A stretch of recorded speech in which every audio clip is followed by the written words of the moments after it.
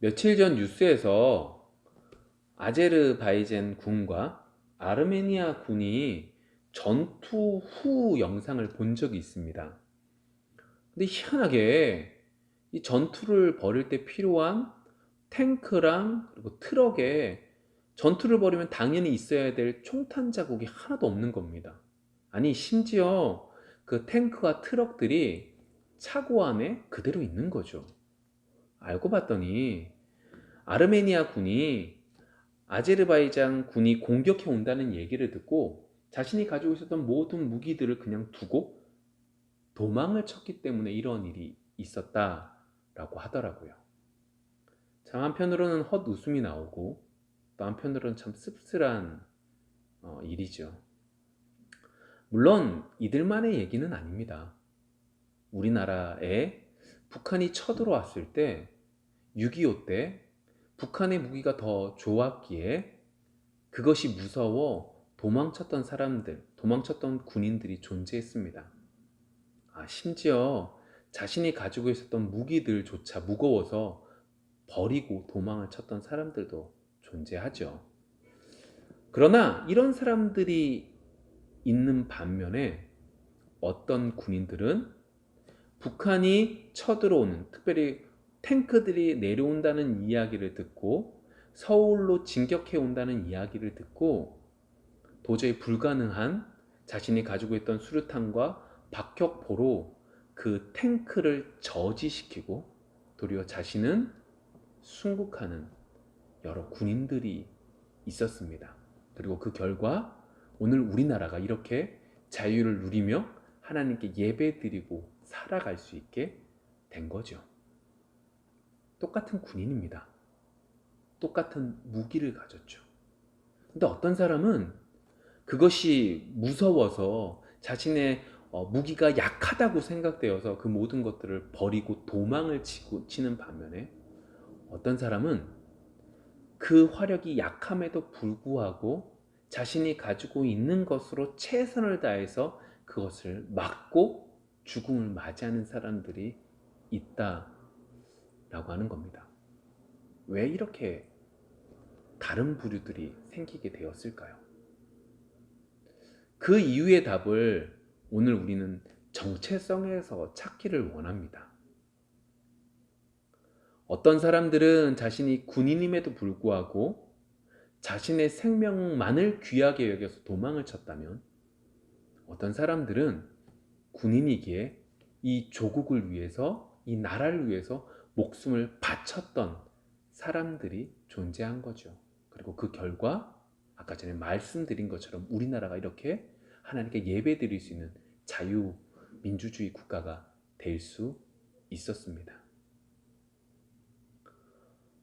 여러분, 이 정체성 한 가지의 차이가 나라의 존폐 속에서도 나라를 유지시키기도 하고 나라를 망가뜨릴 수도 있다라는 걸 볼 수 있습니다.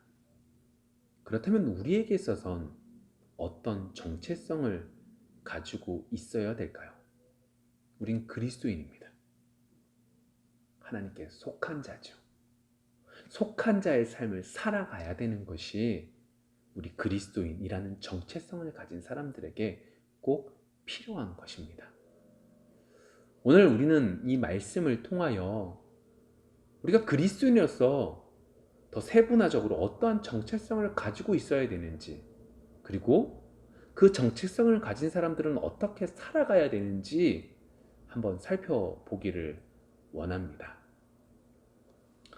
오늘 이 디모데 전서는 1차적으로 가장 먼저 디모데라고 하는 사람에게 바울이 쓴 편지입니다. 디모데가 누구냐? 바울에게 있어서 동역자입니다. 바울을 도와주었던 사람이죠. 바울의 입장에서는 이 디모데를 영적인 자신의 아들로 여기면서 아주 귀한 동역자로, 귀한 사역자로, 함께 동행하는 젊은 사역자로 여기며 그를 잘 이끌어 갔던 사람입니다. 바울이 2차 전도여행 때 디모데를 만났고 그 후로 계속해서 바울은 디모데와 함께 다니는 도중에 바울이 로마로 감옥에 압송되어 가택연금을 당하고, 그리고 그 속에서 추방을 당하고, 그리고 그 가운데 에베소를 가는 것까지 이 디모데는 함께 동행을 합니다. 에베소라는 교회에 갔습니다. 그런데 에베소라는 교회 속에 문제가 생깁니다. 다른 문제가 아니라 거짓 교사들이 그곳에 자리를 잡고 에베소 성도들을 무너뜨리고 있다라고 하는 겁니다. 바울이 자신에게 있어서 너무나 소중하고 자신에게 너무나 귀한 동역자인 이 디모데를 이 에베소 교회에 남겨둡니다. 왜요? 이 잘못된 부분들을 고쳐나가고 거짓 교사들을 제거하고, 그리고 이 교회를 바로 세워나가라고 이 막중한 일을 디모데에게 맡깁니다. 하나님의 은혜 가운데 바울과 함께 동행했다고 해서 디모데가 잘 해결할 수 없습니다. 지금 디모데에게 필요한 건 지혜죠. 이 쉽지 않은 환경, 너무나 많은 환경들, 그리고 젊은 이 나이, 여러 가지들 속에 지금 디모데에게 필요한 것은 지혜 한 가지가 필요한 때입니다. 그리고 그 지혜의 여러 내용들을 바울은 디모데 전서를 통하여, 그리고 디모데 후서를 통하여 이 디모데에게 알려주고 있는 책이, 있는 편지가 오늘 성경 디모데 전서입니다. 쉽게 말해 디모데는 지금 평안한 삶을 누리고 있는 때가 아니라는 겁니다. 디모데는 지금 힘들고 어려운 때 이 편지를 받고 있다라는 걸 생각해 두십시오. 그리고 그러한 디모데에게 오늘 본문을 통하여 바울은 이렇게 말하고 있는 거죠. 우리는 그리스도인이야. 그럼 그리스도인으로서 어떤 정체성을 가지고 있어야 되느냐에 대한 이야기들을 하고 있다라고 하는 겁니다.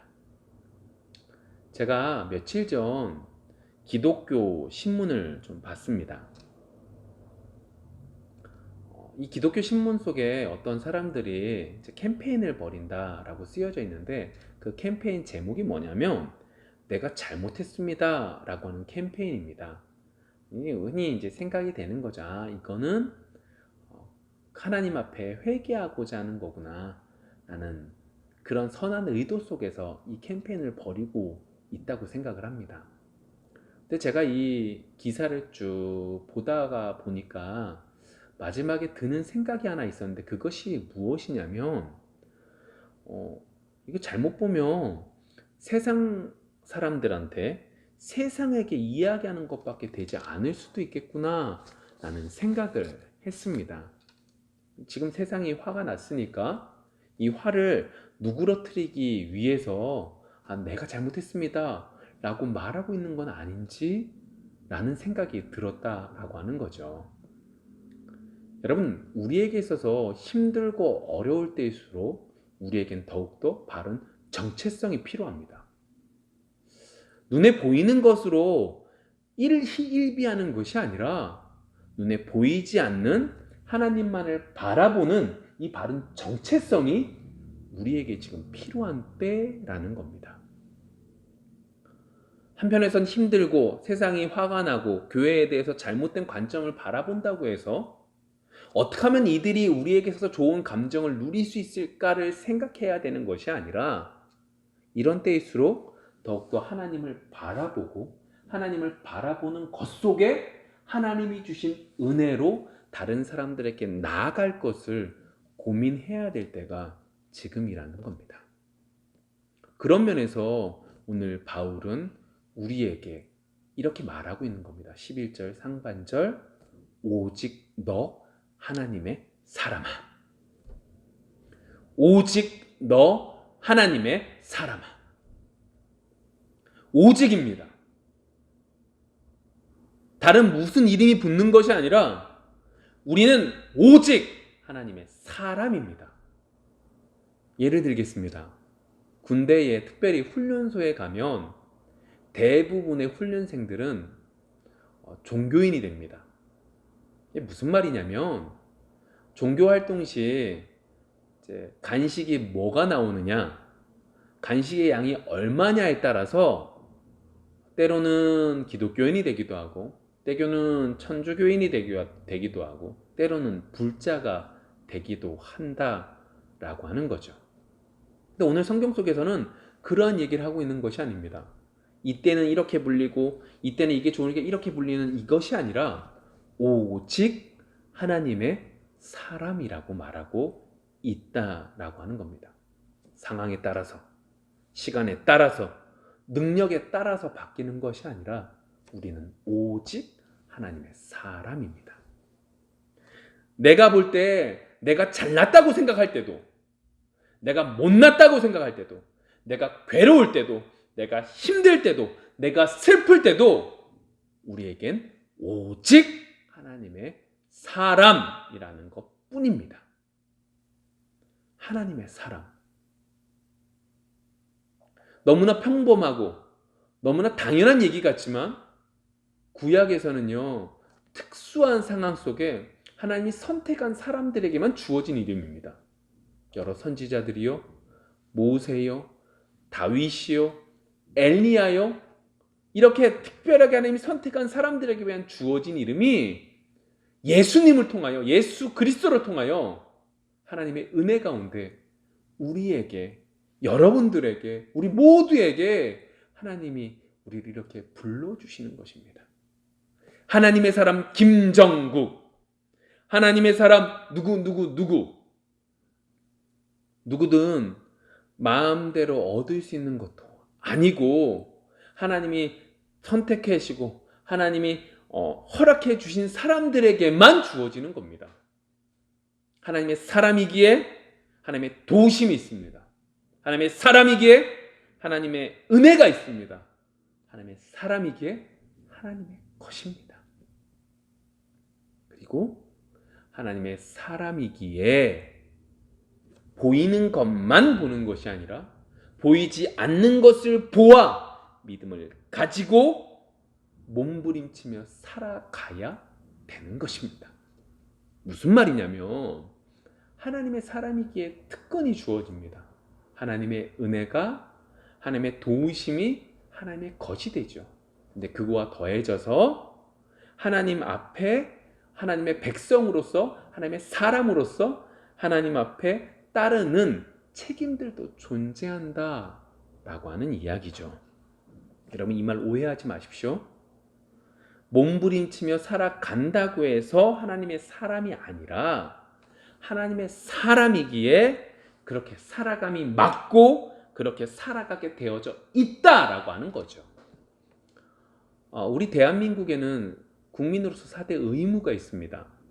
국방의 의무, 납세의 의무, 교육의 의무, 근로의 의무, 이 4가지 의무가 있는데 여러분, 이 4가지의 의무를 지켰다고 해서 국민이 되는 것이 아니라 우리가 대한민국 국민이기에 이 4가지를 지키는 것이 맞다라고 하는 거죠. 그렇게 살아가야 된다라고 하는 것입니다. 그거와 마찬가지로 우리가 하나님의 백성, 하나님의 사람, 하나님의 것이기 때문에 우리는 하나님의 백성, 하나님의 사람으로서 살아가야 되는 모습들이 있다라고 하는 것입니다. 여러분, 그것이 11절에 이렇게 말하고 있습니다. 하나님의 사람이기에 피해야 하는 것이 있습니다. 하나님의 사람이기에 따라야 하는 것이 있습니다. 12절에 하나님의 사람이기에 싸워야 됩니다. 하나님의 사람이기에 취해야 되는 부분들이 있다라고 오늘 성경 말씀 속에 바울은 힘들어하고 있는, 힘든 상황 속에 놓여 있는 디모데에게 편지를 쓰고 있습니다. 다른 말로 해볼까요? 지금 우리에게 하나님은 다윗을 통하여 말씀하고 계시는 거죠. 그 첫 번째가 뭐냐? 우리는 하나님의 사람이기에 피해야 한다는 겁니다. 오늘 11절 다시 조금 읽어볼게요. 오직 너 하나님의 사람아, 이것들을 피하고, 이것들을 피하라. 이것들이 뭐냐? 우리 10절 말씀 이렇게 쓰여져 있습니다. 돈을 사랑함이 일만 악의 뿌리가 되나니 이것을 탐내는 자들은 미혹을 받아 믿음에서 떠나 많은 근심으로써 자기를 찔렀도다. 아니, 많은 것들 가운데 돈에 대한 이야기를 하고 있는 거예요.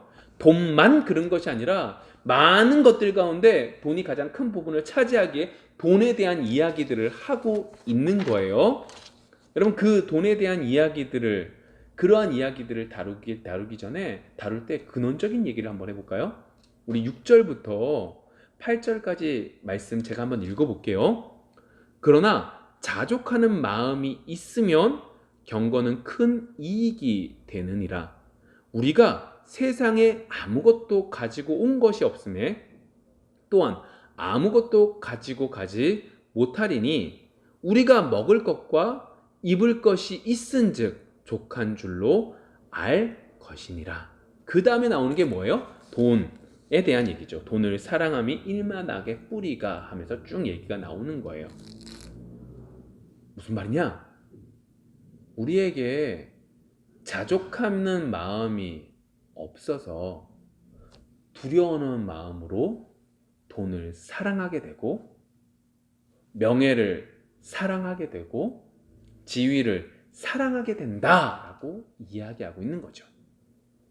자족하는 마음이 없으니까 진리가 아닌 마귀의 속삭임에 흔들리게 되는 것이라는 거예요. 근데 여러분, 이 모습 생각해 보면 생각나는 사람들이 있습니다. 그것이 누구냐? 아담이랑 하와예요. 그들이 지금 누리고 있었던 것들에 너무나 큰 축복을 감사하지 못했던 거예요. 그리고 결국 마귀의 속삭임에 현혹돼서 죄를 짓게 된 것을 보게 된다는 거예요. 여러분, 자족하는 마음이 없는 모습을 벗어버리기를 원합니다. 아담과 하와 같이 에덴 동산이 없어서 이렇게 힘든 것 같으세요? 물론 그럴 수도 있죠. 그렇지만 아담과 하와 모든 것들을 누렸던 그들 역시 자족하지 못한 것이 있었음을 기억하십시오. 우리에게 정말 필요한 것은 우리가 오직 너 하나님의 사람이라는 것을 기억하는 것에 있습니다. 기억함으로 피할 것들을 피할 수 있는 은혜가 우리에게 있기를 소망합니다. 자족하지 못하기에 돈을 사랑하게 되고 돈을 사랑하게 되는 것들을 11절의 말씀 속에 피하라고 말하고 있는 거죠. 돈 대신 명예가, 명예 대신 지위가, 그 모든 것들이 우리를 흔들어 놓고 있음을, 그래서 그것들을 피할 수 있는 은혜가 있기를 소망합니다. 두 번째로 하나님의 사람이라면 어떻게 해야 되냐? 따라야 한다라고 말하고 있는 겁니다. 11절의 뒷부분이 이렇게 쓰여져 있거든요. 의와 경건과 믿음과 사랑과 인내와 온유를 뭐해라? 따르며. 따라야 될 거 정말 많죠? 의와 경건과 믿음과 사랑과 인내와 온유, 6가지나 됩니다. 정말로 쉽지 않은 부분들입니다. 그런데 여러분, 좀 바꿔볼게요. 그렇다면 여러분들 이것들 쫓지 말고 돈을 한번 쫓아라 라고 하는 것을 한번 바꿔볼게요. 여러분, 돈 쫓으라고 하면 여러분들 좋으실 것 같으십니까? 아까 전에 말한 것처럼 의와 경건과 믿음과 사랑과 인내와 온유를 쫓는 것보다 돈 한 가지를 쫓는 것이 더 쉬운 것처럼 보여지십니까? 아닙니다. 여러분, 처음에는 이것이 쉬운 것 같으시지만 여러분 생각해 보세요. 두려움으로 돈을 쫓아요. 그러면 두려움으로 돈을 쫓으면, 두려움으로 권력을 잡으면, 두려움으로 높은 지에 올라도 결국 두려움 때문에 괴로워질 뿐이라는 거예요. 나에게 돈이 많아요. 그런데 그 돈 많은 것으로 부족하여 더 많은 돈들을 찾기 위해서 몸부림밖에 남지 않아요. 내가 높은 지위와 높은 위치에 올라갔어요. 그것을 유지하기 위해서 못된 짓들도 서슴없이 해요. 왜요? 내가 이 자리에서, 이 지위에서 내려오면 나는 큰일 날 것처럼 보여지기 때문에 그렇죠.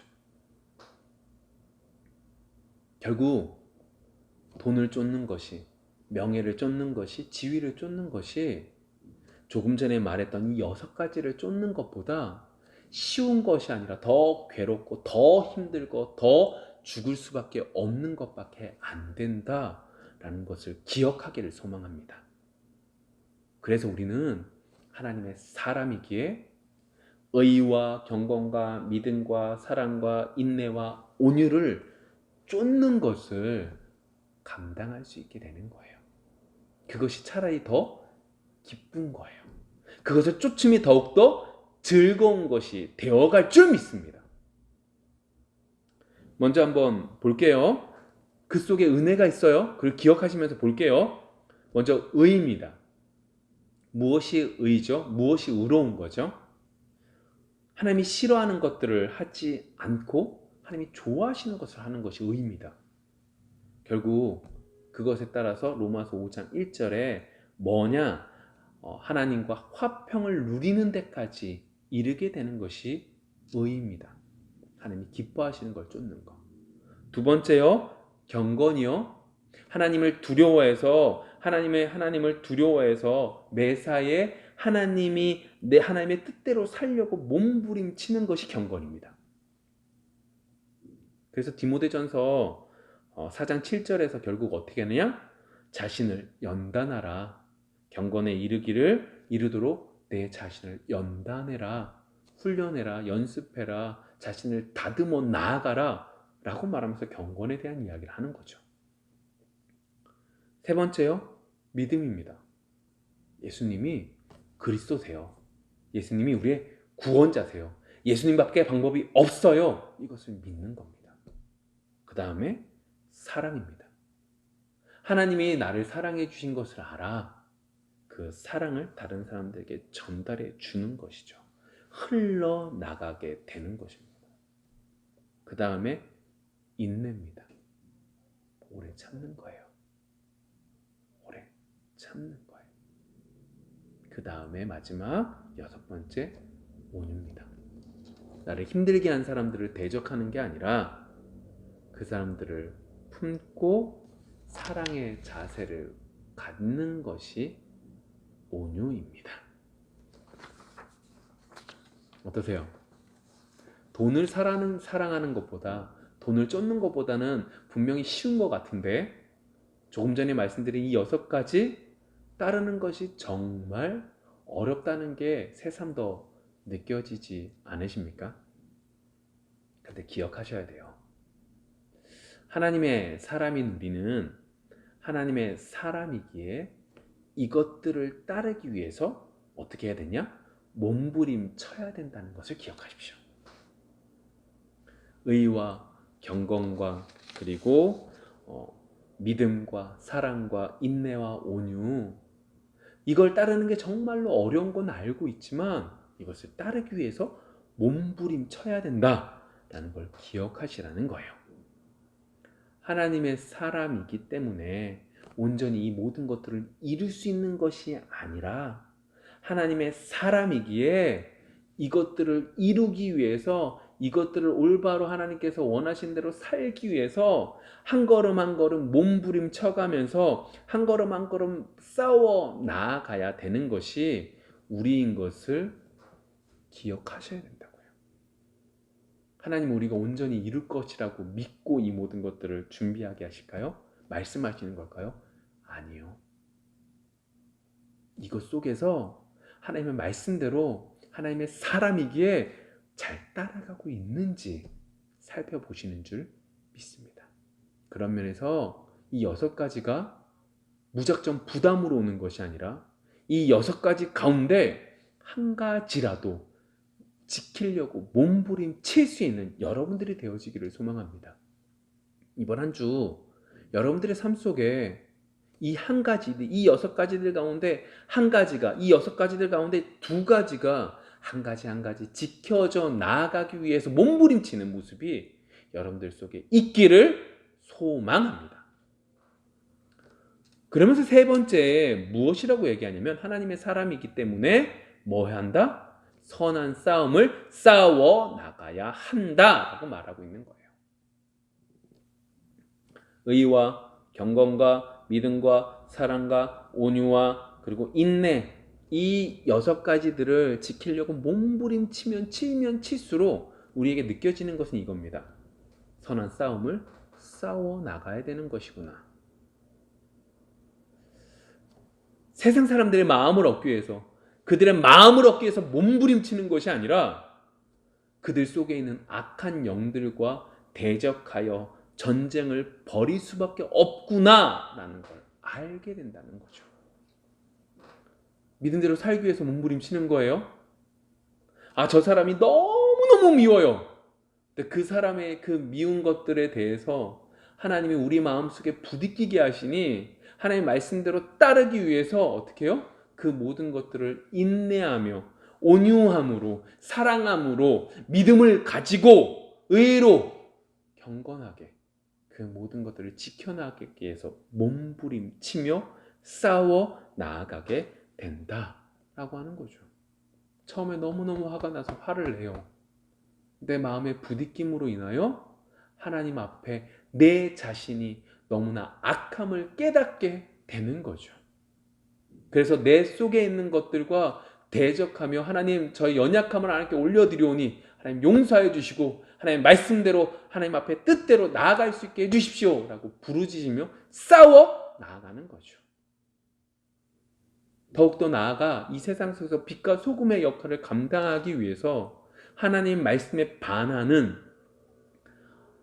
여러 가지들과 세상 속에서 사회 속에서 싸워 나아가는 거예요. 동성애, 낙태 이런 부분들과 하나님 말씀에 맞지 않음을 알아. 반사회적인 것을 알아. 이 모든 것들을 끊어가며 잘못된 것을 잘못했다고 지적하며 막으며 나아갈 수 있는 것이 나가야 되는 것이 우리이고 그것을 위해서 싸워 나아가야 되는 거죠. 아니 더 나아가서 믿음을 위해서 싸워 나가야 됩니다. 잘못된 진리를 가르치고 있는 이단들과 싸워 나가야 될 것이고 무신론자들과 싸워 나가야 되는 것이고 잘못된 철학들과 싸워 나가며 바른 신앙을 지키기 위해서 몸부림치며 그 모든 것들을 지키기 위해서 고민하고 기도하고 생각하며 말씀 보고 공부하는 것들 속에 그 모든 것들과 싸워 나아가야 된다는 거예요. 주의 이 진리의 말씀을 전하기 위해서도 또 싸워야 돼요. 세상의 공중권세를 잡고 있는 악한 사탄 마귀와 싸워 나가 죽어있는 그들에게, 영적으로 죽은 그들에게 주의 복음의 말씀을 가르치며 주의 복음의 말씀을 전할 수 있는 그 모든 것들을 위해서 싸워 나가야 될 것이 우리라는 거예요. 악을 악으로 갚지 않고 악을 선으로 갚아 나가며 하나님을 의지하며 싸워 나가는 것이 우리의 삶이다. 하나님의 사람에게 주어진 일이다 라는 걸 우리는 기억해야 됩니다. 내가 이렇게 하면 나중에 분명히 하나님께서 복을 내려주실 거야. 그렇기 때문에 내가 이거 이렇게 해야지? 이렇게 하시는 것이 아니라 나에게 이것들이 주어지지 않는다 할지라도 해내 나갈 수 있는 은혜가 우리에게 주어지기를 소망합니다. 그러한 믿음이 우리 속에 있기를 소망합니다.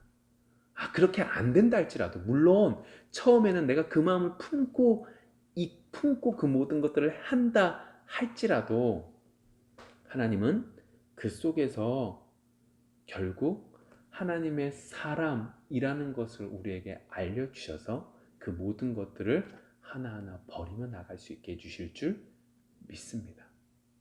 여러분, 이 말은 로마서 12장 19절에 야, 너 그거 갚지 마. 너의 원수의 그 모든 것들은 내가 갚을 거야 라고 하나님께서 말씀하신, 바울을 통해서 말씀해 주신 것들을 거부하는 것이 아닙니다. 그것을 믿습니다.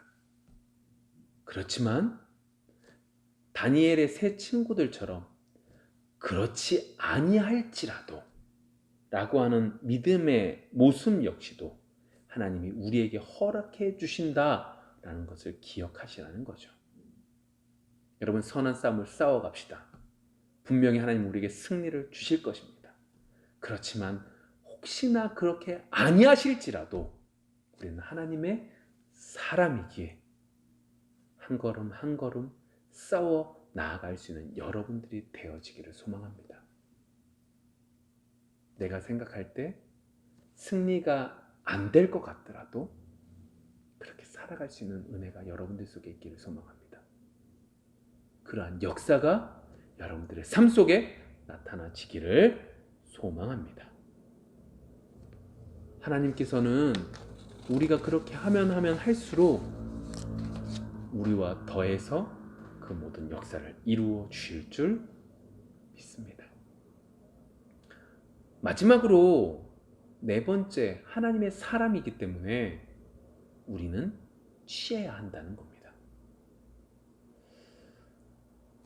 우리에게 있어서 하나님의 사람이라는 정체성이 있을 때 자족하지 못하는 것들을 피하고 하나님이 기뻐하시는 것들을 따르며 그 하나님이 기뻐하시는 것들을 가지고 영적인 싸움을 해내 나아갈 때 궁극적으로 우리가 어떻게 해야 되느냐? 오늘 말씀 속에서 목표가 되는 게 뭐냐? 취하라는 거예요. 취하여 나가라는 거예요. 14절, 12절에 이렇게 말하고 있잖아요. 영적인 것을 어떻게 해요? 취하라. 선한 싸움을 하여 영생을 취하라 라고 말하고 있는 거죠. 여러분, 영생은요, 죽음 그리고 죄와는 전혀 다른 해방된 생명을 의미합니다. 그리고 취하라 라고 하는 건 내 소유로 만들라 라고 하는 의미죠. 그러면 이 말이에요. 하나님이 주신 생명을 빼앗기지 말고 어떻게 해요? 누리며 살아가라. 그리고 더 나아가서 분명히 하나님께서 주신다라고 말씀하신 그 영생을 마지막에 어떻게 해요? 이루어라 라고 말씀하고 있는 거죠. 여러분들의 삶 속에 영생을 누릴 수 있는 하루하루가 되어지기를 소망합니다. 그리고 그것들을 통하여 결국 영생을 온전히 이루는, 완성시키는 여러분들이 되어지기를 소망합니다. 오늘 우리는 그리스도인의 정체성에 대한 이야기들을 나눴습니다. 정말 요즘 우리에게 오직 너 하나님의 사람아 라고 하는 정체성이 없으면 그리스도인으로 살아가기가 참 어려운 시기에 우리가 살고 있습니다. 주위를 둘러봐도 무엇 하나 우리에게 쉽사리 주어지거나 얻어지는 것이 없습니다. 그런데 여러분, 이것이 하나님의 사람에게 당연한 일들입니다. 우리 믿음의 선진들을 한번 바라보십시오.